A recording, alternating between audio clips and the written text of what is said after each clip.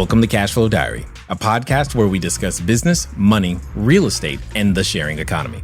As a full-time real estate investor, entrepreneur, and all-around problem solver, I have had the privilege of developing individuals into powerful business owners. And today, the focus turns towards you. Our mission is to help you build your real estate empire by leveraging strategies to grow yourself, your mind, and your wallet. Let's get started.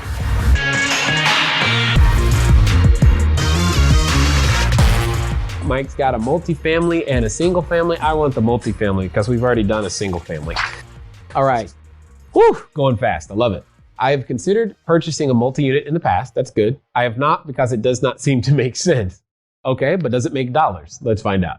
I'm hoping Jay can review each attached property and show which one would be the best deal and how he determines this. Ooh, this is going to be fun.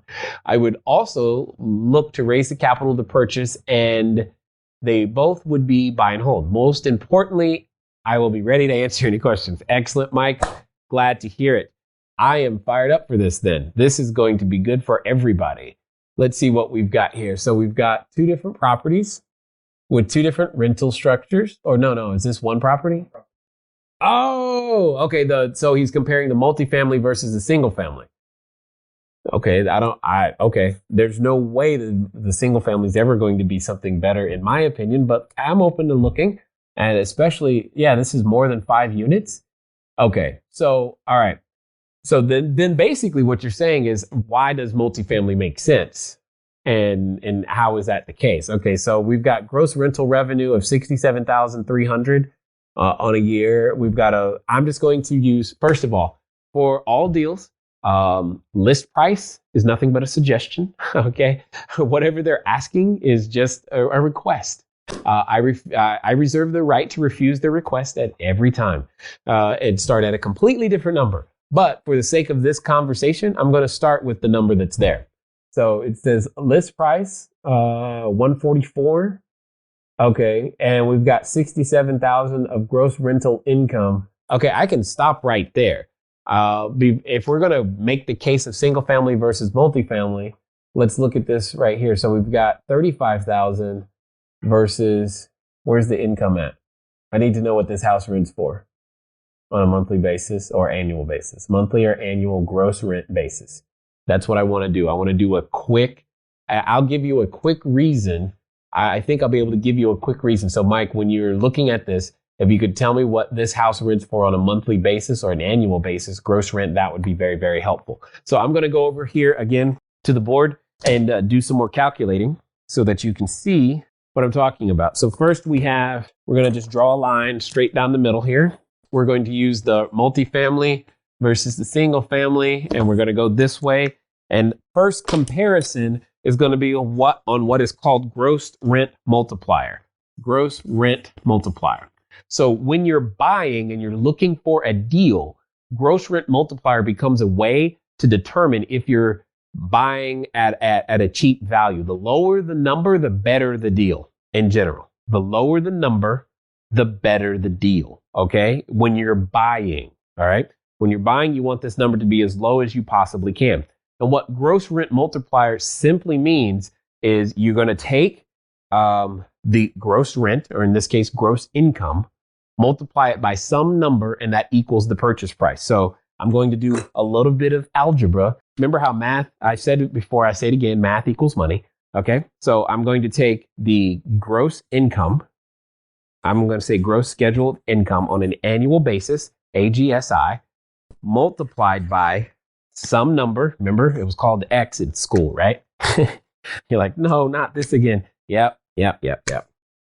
Is equal to the purchase price. And then we're just going to solve for X, which simply means that X is equal to the purchase price divided by the annual gross scheduled income. Okay. So in the case of the apartment building, we said the purchase price was $144,000. We have $144,000, and the gross scheduled income was $67,300. Okay, and that's going to give us a ratio, and we're going to use that ratio. So I'm going to go here, do the math, so you can see it. Okay, so we've got 100 144, whoops, got to clear everything first.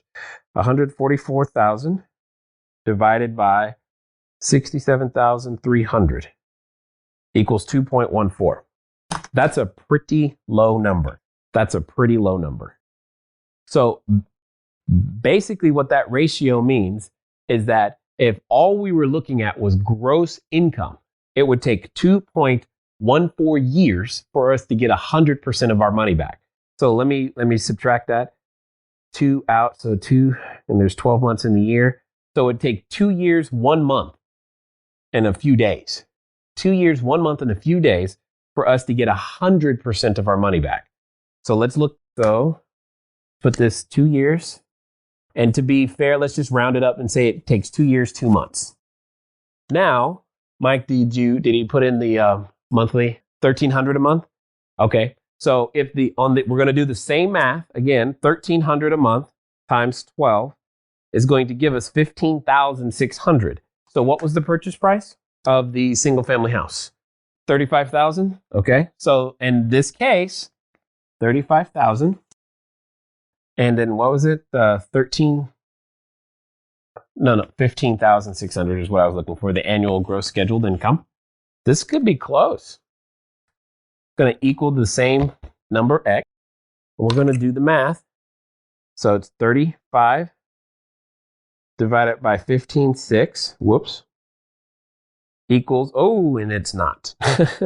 It's 2.24, so it's still going to be 2 years, times 12 equals 2 years and 3 months. Is that right? Yeah.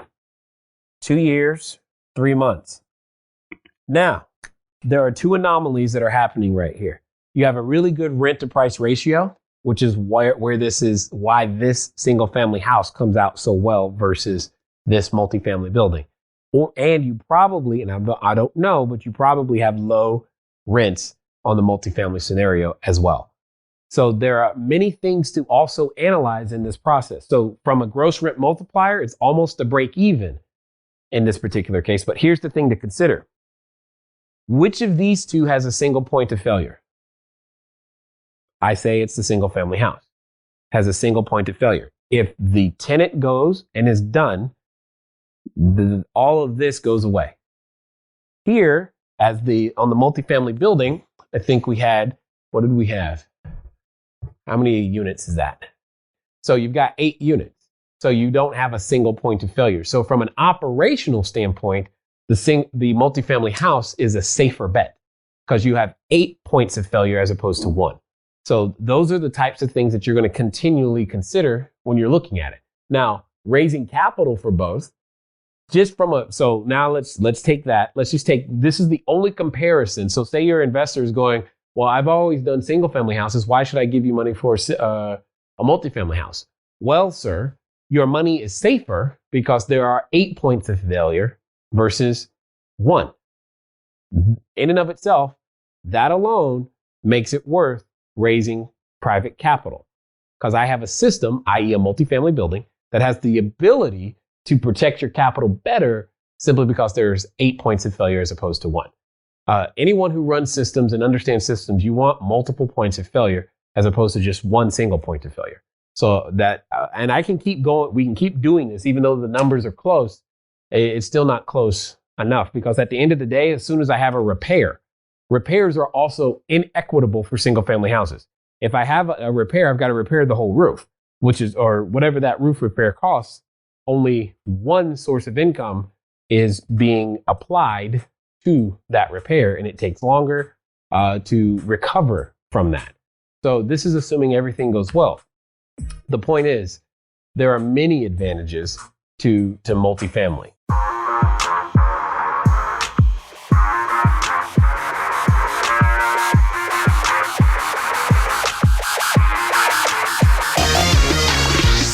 All right, everyone. I'm Jay Massey, and I want to thank you for listening to this episode of the Cashflow Diary podcast. If you'd like to keep the conversation going, head over to CashFlowDiary.com to sign up for our email list. Check out all of the links and resources in the show notes. Thank you again. Until next time.